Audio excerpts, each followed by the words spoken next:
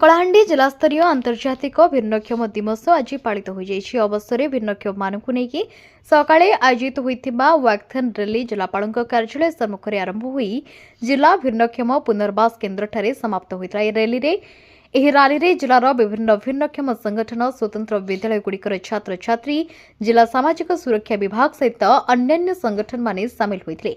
Rally को अतिरिक्त जिलापाल तन्मय कुमार दरबान पताका देखा शुभारंभ करते। स्थानीय रेडक्रॉस कल्याण मंडप आयोजित होता मुख्य कार्यक्रम में जिलार समस्त स्वतंत्र विद्यालयगुड़िकर छात्र छात्री भिन्नक्षम संगठन मानकर सदस्य स्वेच्छासेवी बुद्धिजीवी अभिभावक जोगदे। यह अवसर में आयोजित होता सभारे जिला सामाजिक सुरक्षा अधिकारी अध्यक्षता करते।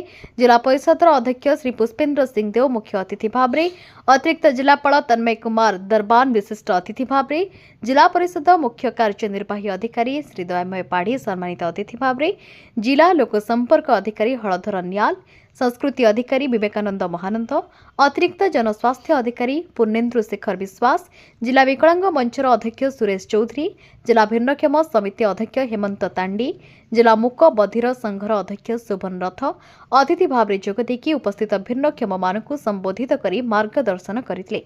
एक कार्यक्रम में 3 जन भिन्नक्षम को कृत्रिम अंग प्रत्यंग 3 जन भिन्नक्षम को 3 चकिया गाड़ी प्रदान करा।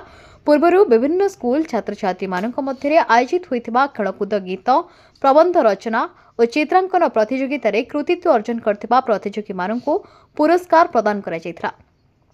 शेषे स्वतंत्र विद्यालय छात्र छात्री माने चिताकर्षक सांस्कृतिक कार्यक्रम परिवेशन करथिले। मंच परिचालना श्री आलोक साहू, रमेश जेना, सुश्री राजश्री प्रियदर्शिनी करिथिबा बेले रमेश जेना आनुष्ठानिक भाव में धन्यवाद अर्पण करथिले। उपस्थित अतिथि छात्र छात्री अभिभावक भिन्नक्षम भाई भौणी मानक पई भूरी भोजन व्यवस्था करा जायतिला, जा कार्यक्रम मुख्य आकर्षण थिला।